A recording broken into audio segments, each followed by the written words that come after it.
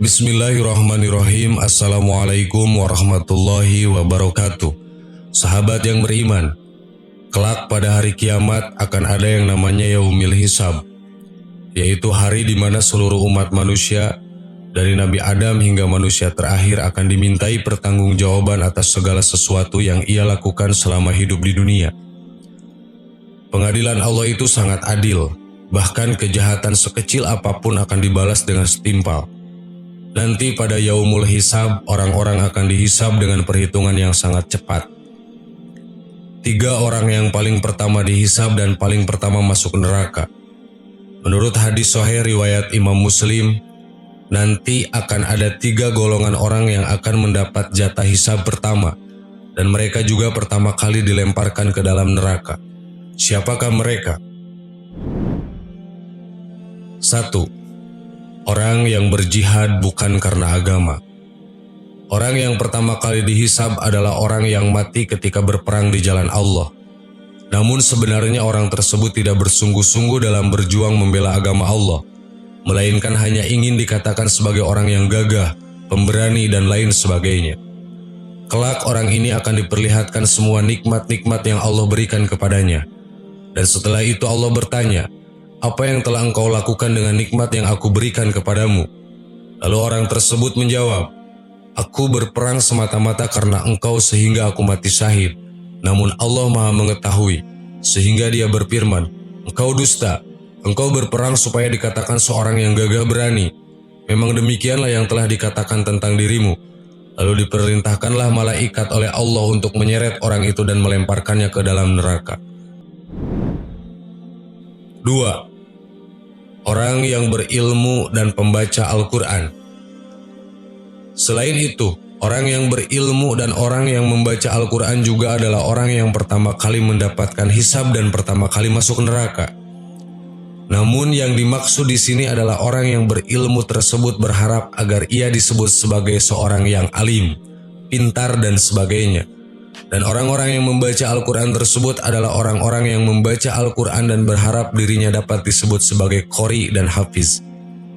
Melanjutkan hadis tadi, Rasulullah SAW bersabda, "Berikutnya orang yang diadili adalah seorang yang menuntut ilmu dan mengajarkannya serta membaca Al-Quran. Ia didatangkan dan diperlihatkan kepada kenikmatan-kenikmatannya, maka ia pun mengakuinya. Kemudian Allah menanyakan, 'Amal apakah yang telah engkau lakukan dengan kenikmatan-kenikmatan itu?' Ia menjawab, 'Aku menuntut ilmu dan mengajarkannya serta aku membaca Al-Quran hanyalah karena engkau.' Allah berfirman, 'Engkau dusta. Engkau menuntut ilmu agar dikatakan seorang alim yang berilmu, dan engkau membaca Al-Quran supaya dikatakan seorang qori atau pembaca Al-Quran yang baik dan hafiz. Memang begitulah yang dikatakan tentang dirimu.' Kemudian diperintahkan malaikat agar menyeret atas mukanya dan melemparkannya ke dalam neraka. Oleh karena itu, janganlah pernah mengharapkan pujian dari orang lain atas kemampuan yang kita miliki, sehingga memunculkan sifat sombong dalam diri dan membuat pahala yang kita dapatkan hilang karena hal itu. 3. Orang yang bersedekah tapi mengharapkan pujian. Kemudian orang yang ketiga adalah orang yang Allah berikan karunia berupa harta benda dan kekayaan. Kemudian dia menggunakan harta tersebut di jalan Allah untuk kebaikan seperti bersedekah, membantu fakir miskin, dan lain sebagainya. Tapi ia melakukannya hanya karena ingin dianggap sebagai orang yang murah hati. Maka Allah akan langsung melemparkannya ke dalam neraka dan orang-orang seperti itu termasuk dalam golongan ahli neraka. Sabda Rasulullah SAW melanjutkan hadis tadi. Berikutnya yang diadili adalah orang yang diberikan kelapangan rezeki dan berbagai macam harta benda. Ia didatangkan dan diperlihatkan kepadanya kenikmatan-kenikmatannya, maka ia pun mengenalinya dan mengakuinya. Allah bertanya, "Apa yang kau telah lakukan dengan nikmat-nikmat itu?" Dia menjawab, "Aku tidak pernah meninggalkan sodako dan infak pada jalan yang engkau cintai, melainkan pasti aku melakukannya semata-mata karena engkau." Allah berkata, "Engkau dusta. Engkau berbuat yang demikian itu supaya dikatakan seorang dermawan atau murah hati. Dan memang begitulah yang dikatakan tentang dirimu." Kemudian diperintahkan malaikat agar menyeretnya atas mukanya dan melemparkannya ke dalam neraka. Hadis riwayat Muslim. Sahabat yang beriman, Itulah 3 golongan orang yang akan pertama kali dihisab dan golongan pertama pula yang masuk neraka. Oleh karena itu, maka hendaknya kita melakukan ibadah niatkan dengan ikhlas dan hanya mengharap ridho Allah Subhanahu wa taala agar tidak termasuk dalam golongan-golongan orang-orang tersebut. Semoga video ini dapat menjadi pelajaran bagi kita semua dan mohon maaf apabila ada kesalahan. Wallahu a'lam. Assalamualaikum warahmatullahi wabarakatuh.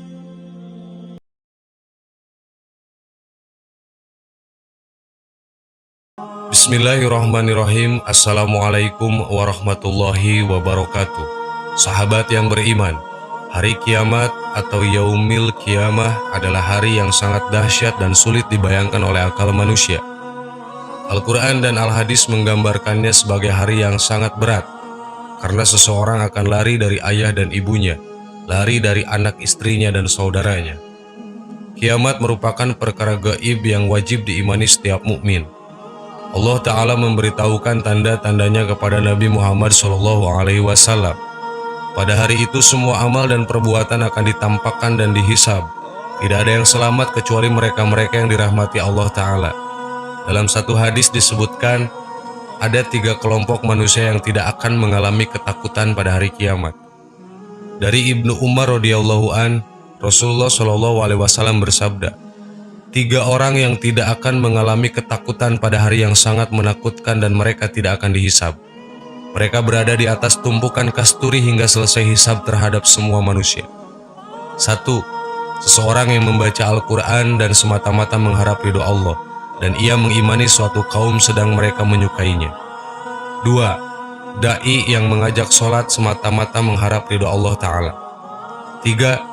Orang yang menjaga hubungan baik antara ia dengan tuannya dan antara ia dengan bawahannya. Hadis riwayat Tabrani.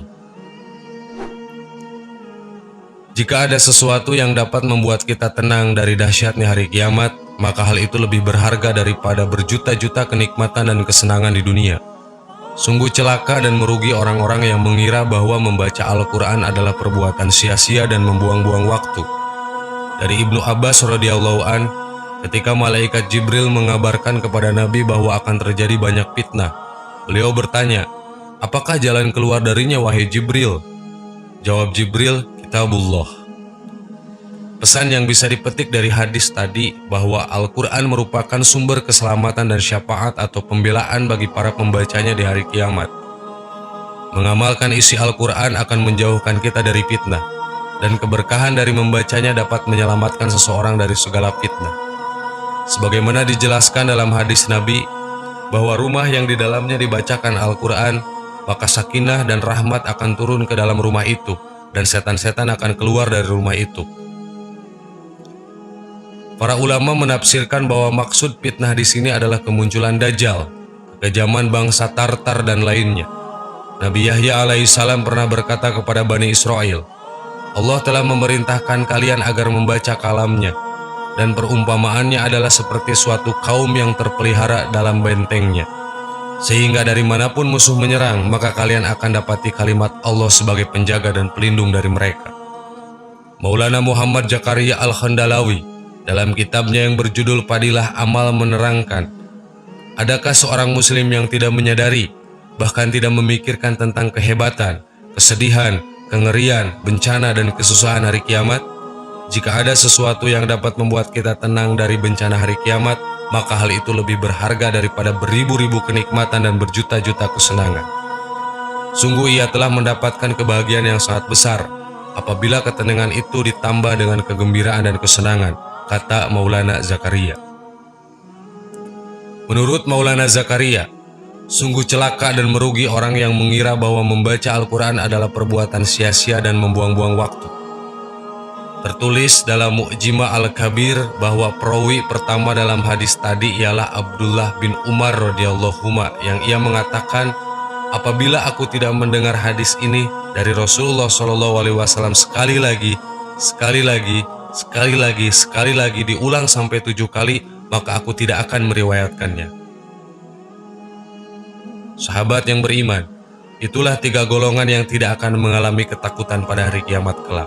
Semoga kita termasuk ke dalam salah satunya. Amin. Wallahu a'lam. Assalamualaikum warahmatullahi wabarakatuh.